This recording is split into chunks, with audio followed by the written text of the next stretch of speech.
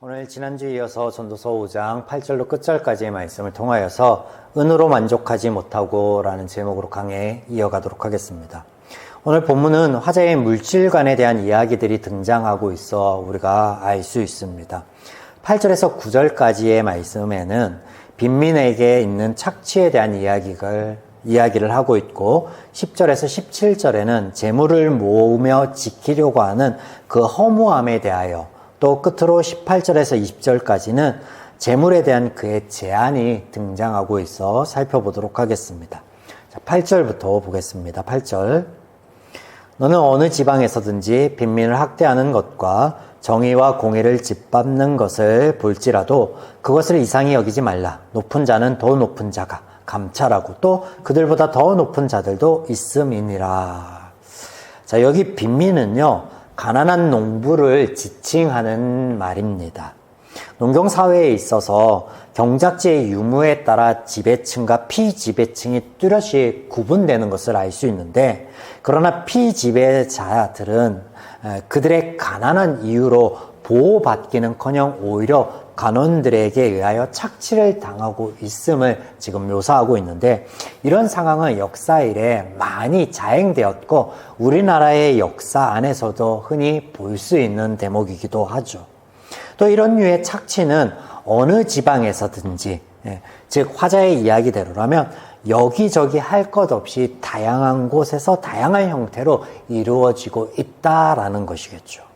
이렇게 볼 때 정의와 공의는 무너졌다. 그러니 이것을 이상히 여기지 말라라는 말로 이어지고 있는데, 여기에 정의와 공의는 이렇게 이해해 보면 좋겠습니다. 사법과 또 도덕을 가리키는 거예요. 그래서 성문화된 어떤 규칙뿐만 아니라 사람과 사람들 사이에 지켜지기로 암묵적으로 이루어진 것들조차 이미 무너져 내렸다라는 것을 이야기하는 것이겠죠. 이어지는 화자의 말을 보겠습니다. 이것을 볼 때 놀라지 말라, 이상하게 여기지 말라라고 이야기합니다.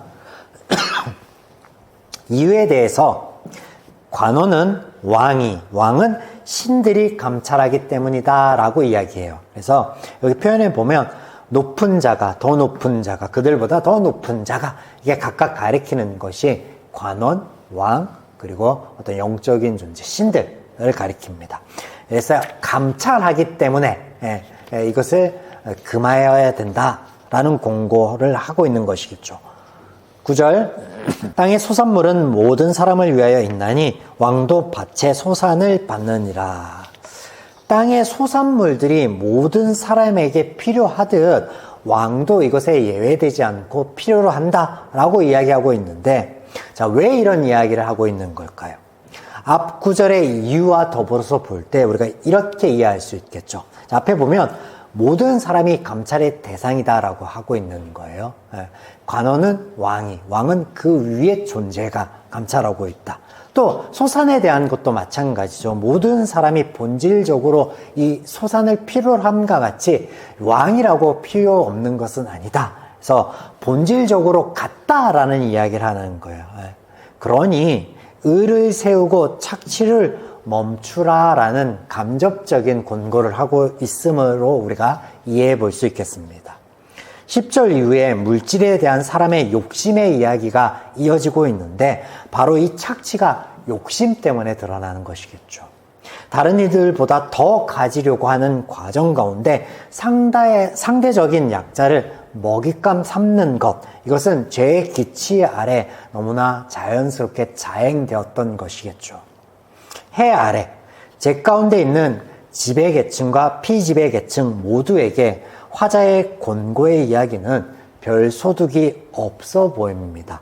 제가 이렇게 말씀을 드림은 모든 사람이 죄인이라고 말씀하시는 하나님께서 지난 시간 우리가 나누었던 것처럼 사람들의 인생사에 개입치 않는다라는 것, 그래서 감찰하거나 심판이 이루어지지 않을 뿐더러 또 착취 당하는 이 일이 보상이 따로 있지 않다라는 것이죠.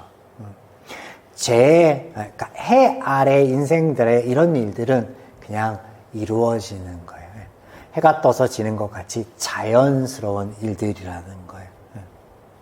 물론 제 가운데 있는 그들 모두를 위한 하나님의 은혜의 역사는 이어집니다. 이것이 보존의 은혜로 또 가르치는 은혜로 하나님께서 이어지는데 인생사에 관여하지는 않는다라는 것이죠. 다음 화자의 이야기 안에 착취가 이루어지는 근본적인 죄인의 물질관을 볼 수 있는데 10절에서 17절로 이어지는 그의 이야기를 다시 두 부분으로 나누어 볼 수 있겠습니다. 10절에서 12절에는 인간의 끝없는 욕망에 대한 이야기를 하고 있고 13절에서 17절은 재물을 지키려는 그 헛됨에 대해서 그 욕망에서 긴된 재물을 지키고 보존하려는 그것이 얼마나 헛된지에 대해서 허탄한지에 대해서 이야기를 합니다. 10절에는 재물을 사랑하는 이에 만족할 줄 모르는 욕망에 대하여 이야기하는데 이때 그 상태가 지속될 것이다 라는 표현을 합니다. 11절 보겠습니다. 11절 재산이 많아지면 먹는 자들도 많아지나니 그 소유들은 눈으로 보는 것 외에 무엇이 유익하랴. 먹는 자들이 많아진다. 이 말을 우리가 이렇게 이해해 볼 수 있습니다. 재산이 늘어나면 그것을 바라는 탐욕스러운 무리들이 그 주변에 꼬이게 된다라는 그런 경우와 더불어서 재산이 늘어나면 늘어날수록 그것을 관리하고 또 지키기 위한 따로의 경비가 늘어난다. 이렇게 이해해 볼 수 있겠죠. 두 가지가 다 가능합니다. 이런 가운데 재물의 소유주는 늘어나는 재산, 축적되는 재산을 바라보는 것 외에는 특별한 유익이 없을 것이다 라고 화자는 이야기하고 있어요. 12절 노동자는 먹는 것이 많든지 적든지 잠을 달게 자거니와 부자는 그 부유함 때문에 자지 못하느니라. 자, 이것이 허탄하고 또 이것이 허무함에 대해서 이제 화자의 이야기가 이어지는데 노동자는 배부름의 유무와는 상관없이 단잠을 잔다라고 이야기해요. 소유에 대한 염려도 없을 것이며 또 육체 노동의 피곤함은 그를 단잠을 잘 수밖에 없도록 하겠죠. 그러나 반대로 부자는 그 부유함 때문이거나 혹은 배부름 때문에 재물을 지키고자 하는 염려 때문에 잠을 자지 못할 것이다 라고 이야기하고 있는 거예요. 이제 13절 이하에는 이렇게 잠을 자지 못하고 염려하고 지키려는 노력이 얼마나 허무한가에 대한 부연 설명들이 등장하고 있어 살펴볼 텐데 그 전에 화자의 지금 이런 이야기가 일반화가 가능한 것일까요? 일반적인 이야기로 보편적인 우리의 삶의 이야기로 우리가 받아들일 수 있는가라고 먼저 질문을 드려보겠습니다. 노동자가 늘 단잠을 자는 걸까요? 근심 걱정에 잠 못 이루지는 않을지. 반대로 부자는 늘 근심 걱정 때문에 단잠을 못 이루는 걸까요? 그렇지 않을 것이에요. 그렇지 않을 거예요. 우리는 지금까지 해 아래서, 즉 제적 가치관 아래 있는 화자의 이야기들을 살펴보고 있었는데 그 한계가 있음 또한 살펴보았습니다. 무엇이 맞는 말이고 또 무엇이 다른 것인가? 여러분들이 스스로가 말씀을 제가 풀어줄 때에 생각하며 마음을 두시다가 제가 결론부에 제가 말씀하는 것과 좀 비교해 보면 좋을 것 같습니다. 13절부터 부연 설명을 보겠습니다. 내가 해 아래에서 큰 패단이 되는 일을 있는 것을 보았나니 곧 소유주가 재물을 자기에게 해가 되도록 소유하는 것이라. 재물을 모으고 또 지키기 위한 그의 노력이 몸에 해가 되도록 그렇게 이루어지고 이어지는 것을 보았다라고 이야기하고 있는 거예요. 14절 그 재물이 재난을 당할 때에 없어지나니 비록 아들을 낳았으나 그 손에 아무것도 없느니라. 이 말은 뭐예요? 14절에서 부자가 아무리 애쓰고 힘쓰고 또 지키려고 하지만 잃게 될 상황이 발생하게 될 텐데 그때 전혀 손쓰지 못할 것이야 라고 이야기하는데 그 예를 들고 있는 게 이 재난이거든요. 이 대목을 우리가 어떤 것과 오버랩 시켜볼 수 있냐면 욥의 이야기, 욥기의 이야기를 지금 화자가 염두에 두고 이야기하고 있는 거예요. 그래서 하루아침에 재물과 가족 건강을 모두 잃어버릴 수도 있다. 그때에는 그간의 자신의 노력이 그 얼마나 허무하고 허탄한지 알게 될 거야 라고 이야기하고 있는 거예요. 또 이런 재난을 맞이한다면, 이런 재난의 상황에 있다면 상속자가 있다고 한들 그의 손에 아무것도 남겨줄 수 있는 게 없게 될 거야 라고 이야기하고 있는 거예요. 15절, 그가 모태에서 벌고 벗고 나왔은즉 그가 나온 대로 돌아가고 수고하여 얻은 것을 아무것도 자기 손에 가지고 가지 못하리니. 15절에는 우리에게 아주 익숙한 인생의 허물을 나타내는 대표적인 경구가 등장하고 있습니다. 무에서 태어난즉 무로 돌아갈 것이다. 욥기에도 이 고백이 등장하고 있었죠. 이르되 내가 모태에서 알몸으로 나왔은즉 또한 알몸으로 그리로 돌아가리라. 앞서 재난을 이야기했던 화자는 이제 부의 축척이 허무함임은 그 오랜 수고와 고생에도 불구하고 어느 것 하나 가져갈 수 없다라는 사실을 통하여서 부연하고 있습니다. 16절, 이것도 큰 불행이라 어떻게 왔든지 그대로 가리니 바람을 잡는 수고가 그에게 무엇이 유익하랴. 자, 아무것도 가져갈 수 없는 그런 상황이 마치 바람을 잡으려고 하는 헛된 수고처럼 유익 없음을 묘사하고 있습니다. 17절, 일평생을 어두운 데서 먹으며 많은 근심과 질병과 분노가 그에게 있느니라. 자, 이런 헛된 수고와 그런 노력들이 뭐라고 얘기하냐면 어두운 데서 먹는 것과 같다라고 이야기하고 있어요. 재물을 추구하고 지키려고 하는 삶의 결론 이야기인데, 어두운 데서 먹는다. 어둠은 빛을 반대하는 그런 속성이죠. 그리고 이것을 삶의 의미로 바라볼 때 슬픔과 비극, 죽음 등으로서 잠언에서 평안하고 행복한 삶을 생명력 있는 삶으로 소개하고 있고, 또 그 반대로 그렇지 못한 삶을 죽음의 삶으로 소개하고 있었던 것을 떠올려 보면 이것에 대한 이해를 해볼 수 있겠죠. 이런 삶은 근심뿐이고, 또 그 근심으로 비롯된 병이 있을 것이고, 또 그것을 바라볼 때 마음속에 울분만이 있을 뿐이다. 고통스러운 삶일 뿐이다. 그것으로 점철될 뿐이다. 라고 이야기하고 있습니다. 자, 그러니 화자가 이제 화제를 돌려서 제안을 하고 있으니 우리가 끝으로 보겠습니다. 18절, 사람이 하나님께서 그에게 주신 바 그 일평생에 먹고 마시며 해 아래 사는 모든 수고 중에서 낯을 보는 것이 선하고 아름다움을 내가 보았나니 그것이 그의 몫이로다. 화자는 사람의 일평생이 신의 선물임을 이야기하며 행하는 모든 일에 낯을 누리라 라고 이야기하고 있습니다. 저가 애쓰고 수고한 결과 얻은 재물이 많든지 적든지 그것이 신으로부터 왔음을 그것을 인지하고 고백하며 그 안에서 만족하라 라고 이야기하고 있는데요. 자, 이것이 인생에게 준 신의 몫이다 라고 하는 대목을 우리가 좀 눈여겨볼 필요가 있겠습니다. 적든지 많든지 신에게 주어진 작신의 몫이다. 자, 여기서 몫은요, 물질적인 가치만을 의미하는 것은 아닙니다. 화자가 3장에서 이야기하기를 모든 것이 신이 부여한 때가 있음을 말할 때, 이때 우리가 나누었던 이 때가 어떤 의미인지를 우리가 나누었던 것을 좀 떠올려 보십시오.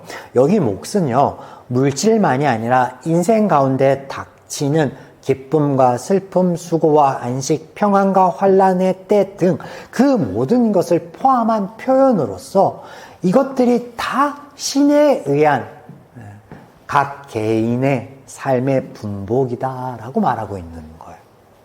자, 동일한 표현이 19절에도 등장하고 있습니다. 또한 어떤 사람에게든지 하나님이 재물과 부여를 그에게 주사 능히 누리게 하시며 제 몫을 받아 수고함으로 즐거워하게 하신 것은 하나님의 선물이라. 화자의 이야기대로라면 재물의 부요함도 결핍도 모두 신의 선물이라고 이야기합니다. 내가 가난한 것, 내가 부한 것, 내가 아픈 것, 내가 건강한 것, 내게 닥친 그 모든 상황과 환경, 그 모든 것이 신이 주신 선물이다 라고 이야기하고 있어요. 또한 이것을 다스릴 수 있는 힘까지 부여하였다. 누가? 신이. 그렇게 이야기하고 있는 거예요. 자, 앞선 그의 이야기대로라면 누구나 이 힘으로 그가 말한 물질관대로 살아가지는 못하다라는 거예요. 왜냐하면 더 가지려고, 더 쌓으려고 애쓰는 것, 그 욕망으로 점철된 삶에 대한 소개가 있었잖아요. 그러면 화자의 이야기 안에서요, 지금 이 이야기들은 18절부터 등장하는 제안에는 어떤 차이가 있는 거예요? 계속해서 자신이 본 해 아래 사람들을 보니 더 많은 것을 쌓고 그것을 지키고 유지하기 위해서 애쓰고 또 이것을 통해서 다른 이들을 착취하는 일들이 어느 곳, 어느 때, 어느 형태로든 다양하게 이루어지는 것을 보았다라고 하는 이 화자의 말과 신으로부터 오는 그 능력을 힘입어서 자신에게 준 그 분복을 누리는 이 일이 어떻게 가능하고 이 차이는 어디에서 있느냐라는 거예요. 이 화자의 이야기 안에. 하나예요. 신을 인정하는 것과 그렇지 않는 것. 그래서 모든 이들을 감찰하는 존재를 인정하는 것과 인정하지 않는 것이 이 차이를 만든다라고 얘기하고 있는 거예요. 20절 보겠습니다. 그는 자기의 생명의 날을 깊이 생각하지 아니하리니 이는 하나님이 그의 마음에 기뻐하는 것으로 응답하심이니라. 인생의 불확실함이나 과거의 일들에 관심을 두지 말고 하루하루 신이 부여한 일에 힘쓰며 즐기기를 권하고 있습니다. 이 또한 신을 인정할 때 가능한 것이죠. 그 이유에 대해서 이야기하는데 신이 지속적으로 그렇게 인정하고 나아가는 발걸음 안에 기쁨으로 채워주실 것이다 라고 이야기함으로 그의 제안은 오늘 마무리되고 있습니다. 자, 이렇게 화자의 물질관에는 각자의 삶의 분복을 신에게 왔음을 인정함을 통하여서 헛된 삶이 아닌 그 안에 만족함으로 누리라 라고 이야기하고 있습니다. 또 이때 그 마음 가운데 이러할 수 있는 어떤 기쁨도 능력도 신이 부여할 것이다 라고 이야기하고 있어요. 사랑하는 여러분, 앞서 제가 화자의 이야기 안에 무엇을 일반화로 볼 것이고 또 어떤 것들은 그렇지 않는지 마음속으로 좀 생각해 보면서 좀 비교하면서 따라왔으면 좋겠다 말씀을 드렸습니다. 자, 이제부터 본문 안에 제가 생각하고 또 제가 말씀드리는 것과 여러분이 지금 제가 설명드리는 가운데 이거는 그런 것 같은데 이거는 그렇지 않은 것 같은데 라고 생각했던 것들을 좀 비교해 보면 좋겠습니다.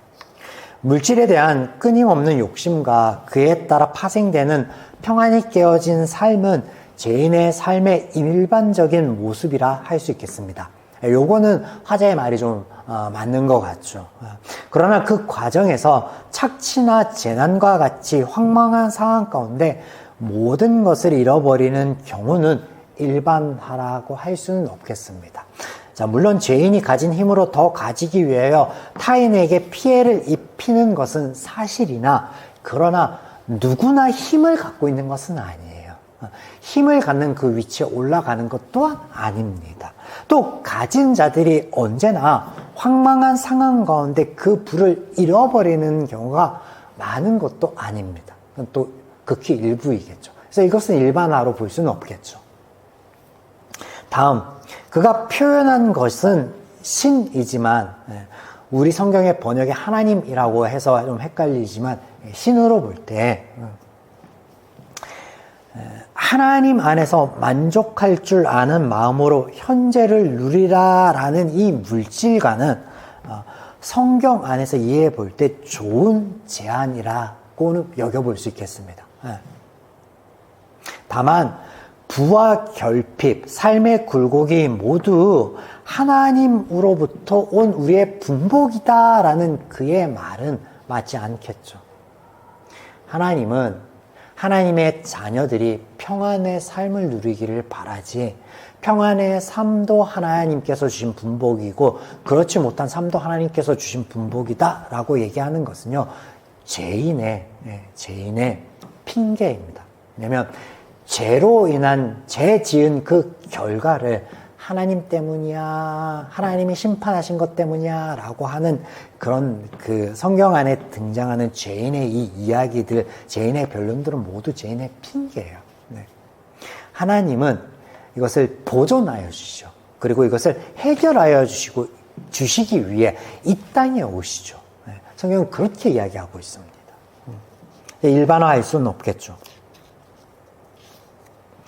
또 이것을 인정할 때, 이런 우리의 분복을 인정할 때 신에게부터 오는 기쁨이 온다. 잘 모르죠, 이거는. 올 수도 있고 안 올 수도 있고. 인정하는데 더 큰 분노가 올 수도 있죠. 애초에 화자의 이야기의 모순됨은 11절에 그는 재산을 좋은 것으로 여기고 가난을 나쁜 것으로 여기는 일반적인 사회 통념을 방영한 표현을 쓰고 있습니다. 우리말 성경에 그냥 재산이라고 번역하고 있으나 11절요. 원어에서는요, 좋은 것을 의미하는 단어로 사용되었습니다. 그래서 이 재산이, 이 부가 좋은 것이다 라는, 그리고 반대로 가난함은 좋지 못한 것이다 라는 이 통념을 반영하고 있으므로 그의 그 이야기 자체가 모순됨을 알 수 있습니다. 또 같은 구절 안에 재산이 늘어나면 먹는 사람들이 많아진다. 이 표현을 제가 어떻게 이해하면 되는지에 대해서 이야기 드렸었는데 생각나시죠? 탐욕스러운 사람들이 꼬이게 된 것으로 우리가 이해해 볼 수 있다라고 이야기 드렸습니다. 예. 자, 우리는 이런 화자의 이야기 안에 그가 한 가지 놓치고 있는 아주 중요한 개념 하나를 짚고 넘어가 보아야 하겠는데요. 그것은 무엇이냐면 바로 나눔과 분배입니다. 오늘 그 화자의 이야기 안에 보면 재물에 관하여 그 이야기하는 그 모든 것들이요, 개인이 이것을 어떻게 받아들이고 누리냐, 개인이 이것을 어떻게 소화하느냐, 개인에게 집중되어 있습니다. 개인에게만 집중되어 있습니다. 그런데 하나님께서 이스라엘에게, 우리에게 말씀하여 주시는 그 원리 안에 보면 11조를 하게 하신 것, 희년을 말씀하신 것, 6년을 경작하고 1년을 쉬게 하고, 또한 빚진 자가 6년 노예 생활했다면 그 이듬해인 7년째는 그를 자유민으로 풀어주라 라고 한 그 희년의 개념, 그리고 또 고아 가부를 돌보시게 하신 것, 그리고 또 들짐승들을 위해서 조금의 열매들과 곡식들은 남겨두고 추수하지 말라라고 하신 하나님의 말씀, 또 대를 끊어지지 않게 이어질 수 있도록 유업을 잇게 하신 여러 말씀들, 이러한 모든 것들이 의미하는 게 뭐냐면 나만의 만족을 말씀하시는 게 아니에요. 뭐예요? 나눔과 분배가 그 안에, 하나님의 말씀의 원리 안에, 그 저변에 깔려 있는 거예요. 우리가 자족의 삶의 유익을 이야기할 때 한 가지 관가되는 것이 이 화자의 이야기 안에 있는 것을 발견하게 되는데, 그것은 오롯이 나의 만족만을 생각한다라는 거예요. 그 안에 나눔이 없다라는 거예요. 또 사람들이 생각하기에 나눔은 부한 자들의 몫이다라고 생각해요. 그러나 하나님께서는요, 이것이 마음의 문제이지 너희의 부함과 부족함에 있지 않다라고 말씀하세요. 자, 오늘 우리가 나누었던 이 말씀을 통해서 우리가 하나님 안에 바른 물질관이 무엇인지 자족하고 그리고 나누고 분배하는 그 원리가 우리의 삶을 얼마나 기쁘게 하고 풍족하게 하는지, 이것을 말씀 안에 깨달아 누릴 수 있는 저와 여러분이기를 주님의 이름으로 축원드립니다.